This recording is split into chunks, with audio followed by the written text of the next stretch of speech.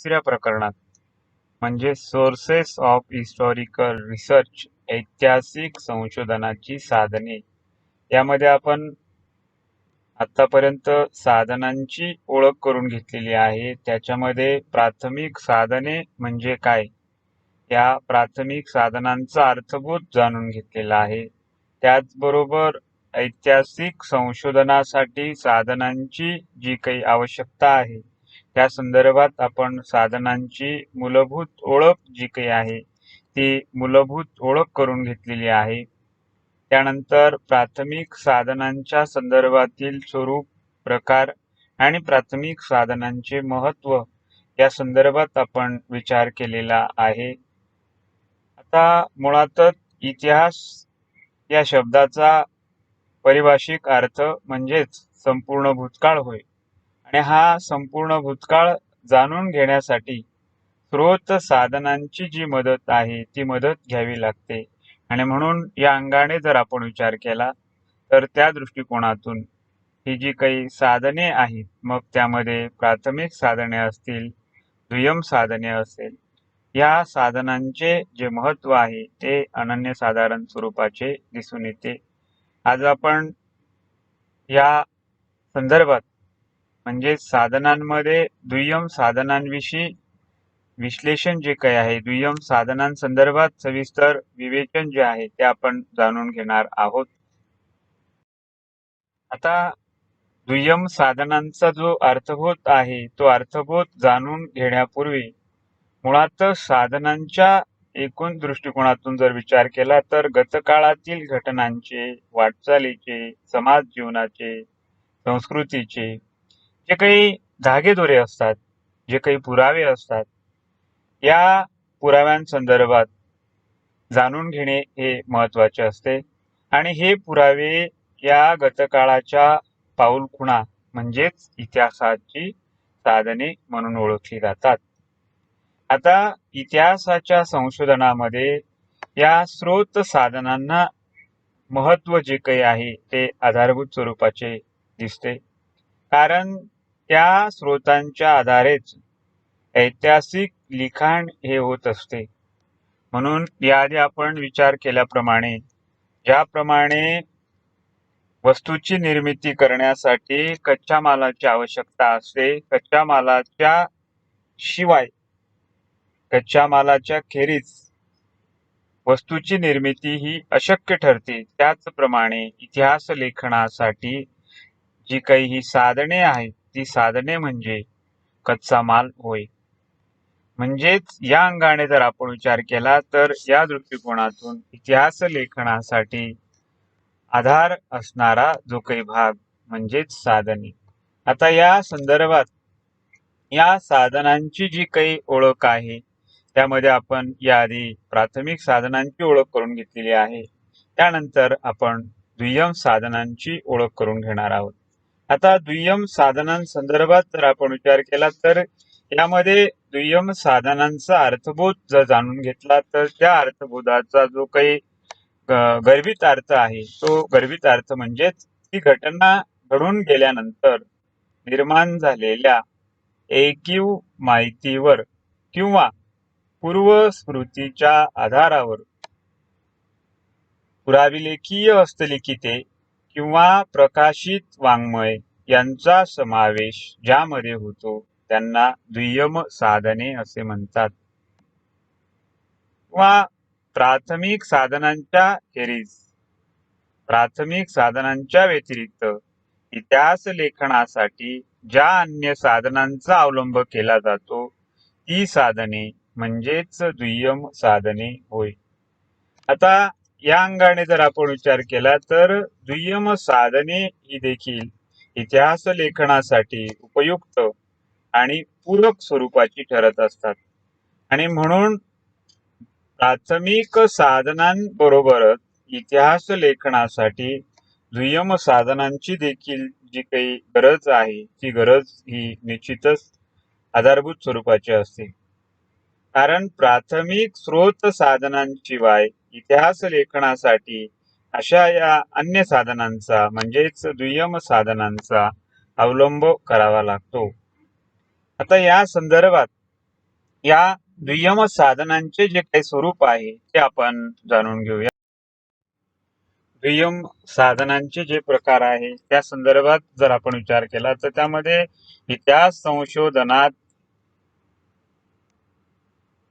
इतिहास संशोधन करत असताना दुय्यम संदर्भात साधनांनाही प्राथमिक साधनांइतकेच महत्त्व द्यावे लागते.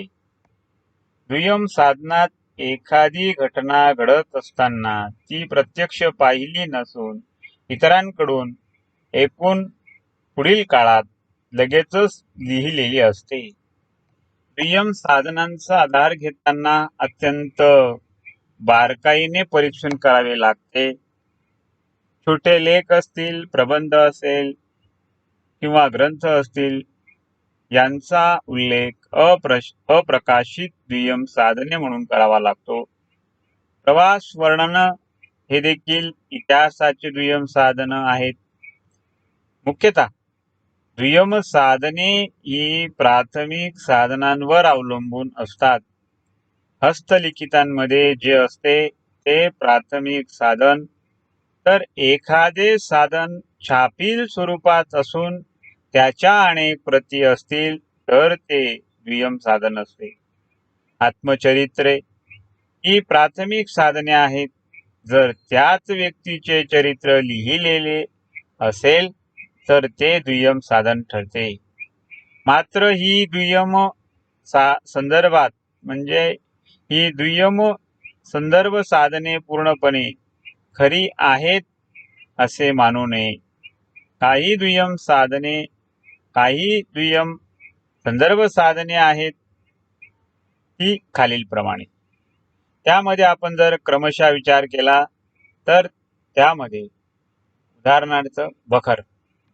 आता बखरी चरित्र ग्रंथात्मक आहेत म्हणजे बखरींचा समावेश चरित्र ग्रंथात्मक दृष्टिकोनातून होतो. बखरींच्या अस्सलपणाबद्दल इतिहासाचार्य विका राजवाडे आपल्या प्रस्तावनेत म्हणतात की बखरी जरी विश्वसनीय असल्या तरी त्यांची विश्वसनीयता मर्यादित आहे.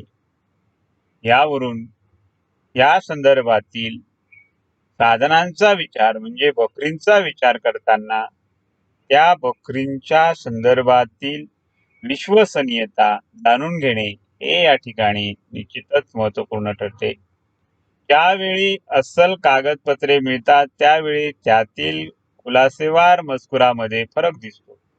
परंतु अस्सल कागदपत्रांचा अभाव, अस्सल कागदपत्रांची उणीव जेव्हा लक्षात येते त्यावेळेस या उणीवा लक्षात घेता बखरींवर बऱ्याच अंशी विश्वास ठेवण्यास हरकत नाही. ज्या प्रसंगी ज्यावेळी प्राथमिक साधनांची उपलब्धता होत नाही अशा प्रसंगी दुय्यम साधनांचा निश्चित आधार हा घ्यावाच लागतो आणि म्हणून यानंतरच्या काळात बखरी लिहिल्या गेल्या आहेत. बखरींमध्ये परंपरागत माहिती जी काही आहे ती परंपरागत माहिती मिळते. कोणत्याही बखरकारास अस्सल कागदपत्रांचा संग्रह मिळाला नसल्याचे दिसते. बखरकार व्यक्तिरेखेच्या तोंडी स्वतःने रचलेली काल्पनिक संभाषणेही घालतो. बखरींमध्ये अनेक दोष आहेत. मात्र ऐतिहासिक दृष्टिकोनातून बखरींना जे काही महत्त्व आहे ते महत्त्व निश्चितच या ठिकाणी क्रमप्राप्त स्वरूपाचे ठरून म्हणजे मुळातच यामध्ये साधन चिकित्सेच्या अंगाने आपण विचार करून बखरींची विश्वसनीयता ही तपासून पाहणे मात्र गरजेची असते आणि ही विश्वसनीयता तपासून या संदर्भातील आधार स्रोत हा उपयुक्त ठरत असतो. त्यानंतर वंशावळी किंवा कुळकटी भाडे. आता या संदर्भात एकत्रित विचार करत असताना आपल्याला कुळकटींमध्ये कुळाच्या इतिहासाचे विवेचन असते. आता प्रत्येक घराण्याचा वंशवृक्ष तयार आणि हा वंशवृक्ष तयार असतो तेव्हा कुळकटी व वंशावळीचा उपयोग कुळाचा इतिहास पाहण्यासाठी होतो. घरगुती उपायासाठी ही कागदपत्रे महत्वाची असतात. त्यामधून कुळाचा इतिहास लिहिता येतो. घराण्यातील पूर्वजांची माहिती आणि ही माहिती या संदर्भात जाणून घेता येते. त्यामुळे पुढील पिढीच्या ज्ञानात भर पडते. यामधील माहिती अस्सल कागदपत्रांवरून घेतलेली असते, तर बरीचशी माहिती कुळाच्या परंपरेप्रमाणे घेतलेली असते.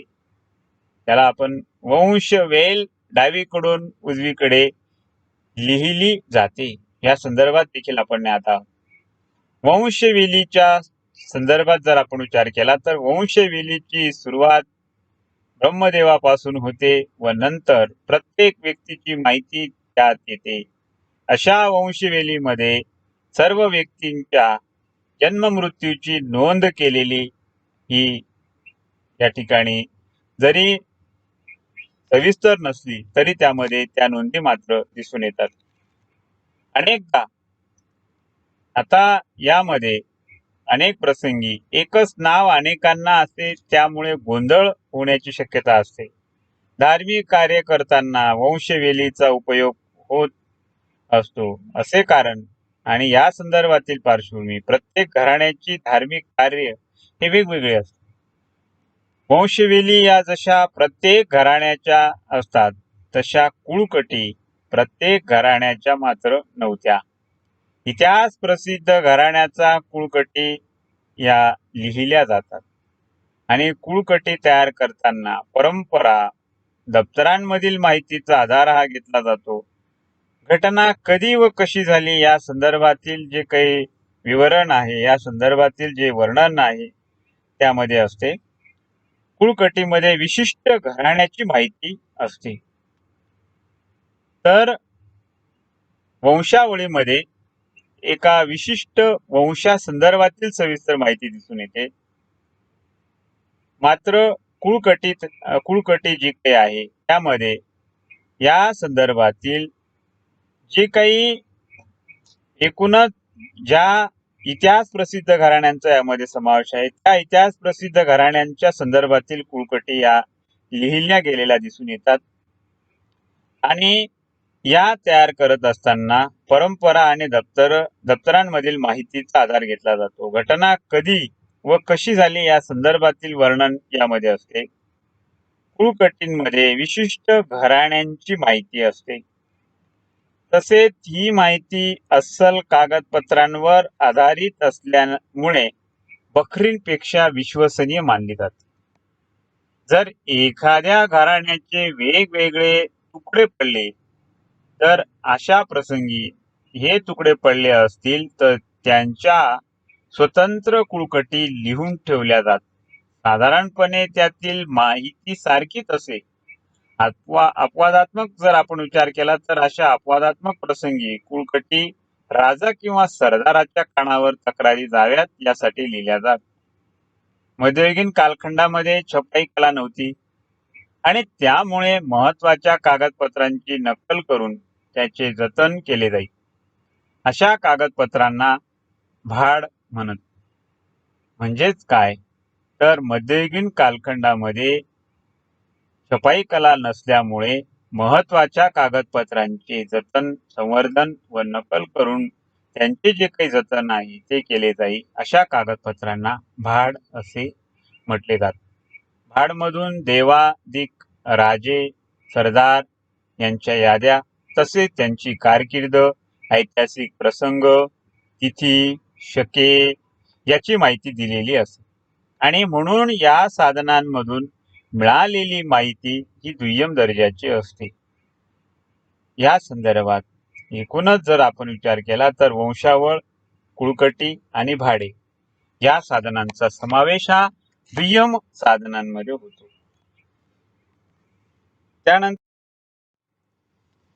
त्यानंतर दुय्यम साधनांमध्ये महजर, खरेणी, पुरसिसे न्याय मिळवण्यासाठी किंवा न्यायदान प्रक्रियेत देखील ही कागदपत्रे ही उपयुक्त ठरत. आता यामधील मजकूर आणि या मजकुराचा आधार लिहिण्याची खबरदारी जी काही आहे ती घेतलेली दिसते. यातील मजकूर अनेक वर्षांचा किंवा अनेक पिढ्यांचा असू शकतो. मात्र अशा प्रकारच्या साधनांमधून पूर्ण व एकत्र माहिती मिळू शकत नाही. महजर हे न्याय निवाड्याचे कागदपत्र आहे, तर करिणेमधून जमिनींची मालकी आणि या जमिनींच्या मालकींबद्दल, वतनाबद्दल माहिती मिळते. करिण्यांमध्ये आधीच्या पिढीने सादर केलेली कागदपत्रे याचीच नक्कल असते. तर या संदर्भातील ही जी काही व्यवस्था आहे, या व्यवस्थेचे जतन करण्याचे काम या साधनांसंदर्भात दिसून येते. म्हणजेच महजर हे न्याय निवाड्याचे आणि न्याय निवाड्या संदर्भातील जतन केलेले कागदपत्र होय. तर दुसऱ्या बाजूला करिण्यांसंदर्भात जर आपण विचार केला तर त्यामध्ये आधीच्या पिढीने सादर केलेली कागदपत्रे आणि या कागदपत्रांची जी काही नकल असते ती नकल यामध्ये ही समाविष्ट दिसते. म्हणजे करिणेंमधून जमिनीच्या मालकीबद्दल, वतनांबद्दल माहिती मिळते. म्हणजे एकूणच मालकी संदर्भात, मालमत्ते संदर्भात, वतनांसंदर्भात माहिती देणारे कागदपत्रे म्हणजे करिणे होत. त्यानंतर शकावली. इतिहास लेखनासाठी शकावल्यांचा फार मोठ्या प्रमाणावर उपयोग होतो. एखाद्या घराण्याविषयी किंवा एखाद्या व्यक्तीचे चरित्र हे शकावलींमधून पाहावयास मिळते.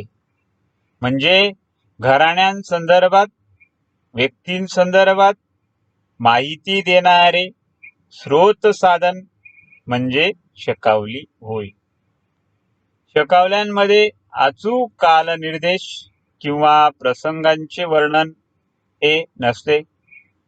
शकावल्यांनाच शक-संवत्सर याद्या असे देखील म्हणतात.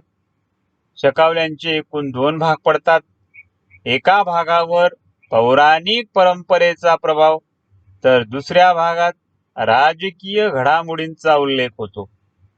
शकावल्यांमधील माहितीच्या आधारे लिखाण करावयाचे असल्यास त्यासाठी करिणे जे काही आहेत त्यातील माहितीशी तुलना करावी लागते आणि म्हणून या साधनाचा समावेश हा दुय्यम साधनांमध्ये दिसतो. त्यानंतर पोवाडे आणि काव्य. आता पोवाडे हे महत्वाचे संदर्भ साधन आहे, ज्यामध्ये हे साधन वीररस प्रधान म्हणून ओळखले जाते. यातील ऐतिहासिक सत्य महत्वाचे आहे. विशिष्ट प्रसंग किंवा घटनांची माहिती पोवाड्यांमधून मिळते. पोवाडे हे लिहून ठेवले जात. बऱ्याचदा पोवाड्यांची रचना करणारे रचनाकार म्हणजे शाहीर हे निरक्षर असल्यामुळे पोवाडे तोंडी स्वरूपाचे होते. म्हणजे रचना करणारे, गाणारे हे शाहीर हे निरक्षर असल्यामुळे पोवाडे हे तोंडी स्वरूपाचे होते. वास्तविक पाहता पोवाडे हे दुय्यम साधन आहे. इतिहासाचे साधन म्हणून पोवाड्यांप्रमाणेच काव्य हा प्रकार देखील महत्वाचा ठरतो. आता संक्षिप्त स्वरूपामध्ये जर आपण विचार केला तर वीर रस प्रधान ऐतिहासिक प्रसंगाचे, ऐतिहासिक घटनांचे माहिती देणारे स्रोत साधन म्हणजे पोवाडे होय. त्यानंतर काव्यांसंदर्भात जर आपण विचार केला तर पोवाड्यांप्रमाणेच काव्य हा प्रकार देखील महत्वाचा ठरतो. काव्याला काहीतरी वस्तुनिष्ठतेचा आधार जो काही आहे तो आधार या ठिकाणी उपयुक्त असतो. काव्य ही दुय्यम दर्जाची साधने आहेत. तरीही ऐतिहासिक प्रसंगामध्ये जेव्हा उणीव आणि जेव्हा कमतरता भासते तेव्हा अशा प्रसंगी या ठिकाणी या साधनांचा उपयोग हा करून घ्यावा लागतो. म्हणून पोवाडे आणि काव्य ही दुय्यम साधने म्हणून या ठिकाणी या वर्गवारीमध्ये त्यांचा समावेश होतो. त्यानंतर ऐतिहासिक म्हणी आणि वाङ्मय. आता विशिष्ट प्रसंग जेव्हा आपण विचारात घेतला तेव्हा विशिष्ट प्रसंग लोकांच्या मनावर चांगलाच परिणामकारक ठरत असतो. तो एवढा परिणामकारक असतो की त्यातून मन निर्माण होते. म्हणजे हे एक ज्याला आपण सहजरित्या निर्माण होणारी जी काही रचना या संदर्भात जर आपण विचार केला म्हणजे मन म्हणजे जेव्हा अगदी एखाद्या प्रसंगावरून एखाद्या घटनेवरून सहजरित्या निर्माण झालेली रचना म्हणून जिला मन म्हणून ओळखले जाते. व्यक्तीनुसार आलेल्या म्हणी या फार काळ टिकत नाही, मात्र प्रसंगावरून आलेल्या म्हणी या दीर्घकाळ टिकतात.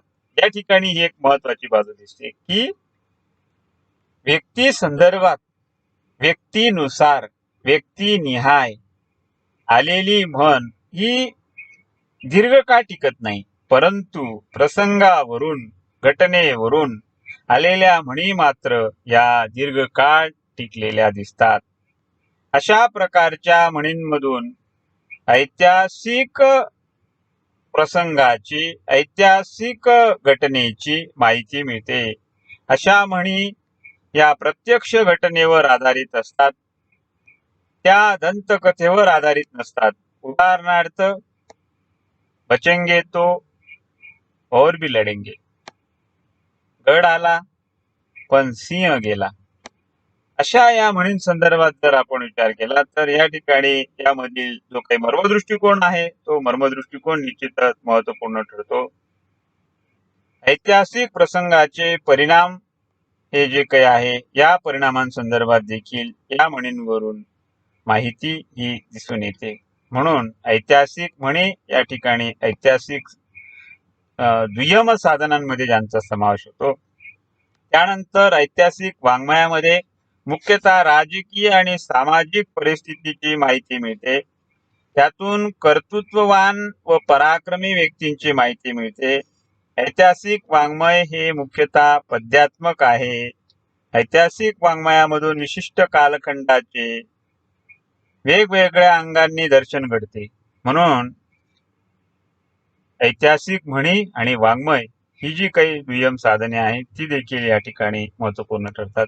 तर एकूणच सारांश स्वरूपामध्ये जर आपण विचार केला तर या व्हिडिओद्वारे आपण प्रारंभीच्या अवस्थेमध्ये दुय्यम साधनांचा अर्थबोध जाणून घेतला, दुय्यम साधनांची जी काही उपलब्धता आहे ती जाणून घेतली. त्यानंतर या दुय्यम साधनांमध्ये कोणकोणत्या साधनांचा समावेश होतो, त्या संदर्भातील जे काही उपघटक आहेत त्याविषयी आपण विचार केला. त्यामध्ये या प्रकारामध्ये अगदी बखर असेल, त्यानंतर वंशावळ असेल, कुळकटी, भाडे, महजर, करिणे, शकावली, त्याचबरोबर पोवाडे, काव्य, ऐतिहासिक म्हणी आणि वाङ्मय अशा या दुय्यम साधनांच्या विभिन्न प्रकारांविषयी, दुय्यम साधनांच्या विविध या रचनांसंदर्भात आपण सविस्तर जाणून घेतलेले आहे. आणि म्हणून या दुय्यम साधनांचा आधार घेऊन इतिहास लेखनाला परिपूर्णता आणण्यासाठी जी काही ही साधने आहेत ती निश्चितच उपयुक्त स्वरूपाची ठरतात. त्यानंतर आपण पुढे जाणून घेणार आहोत अशा या दुय्यम साधनांचे महत्व, ते आपण पुढील व्हिडिओद्वारे जाणून घेणार आहोत. या ठिकाणी आपण थांबूया. धन्यवाद.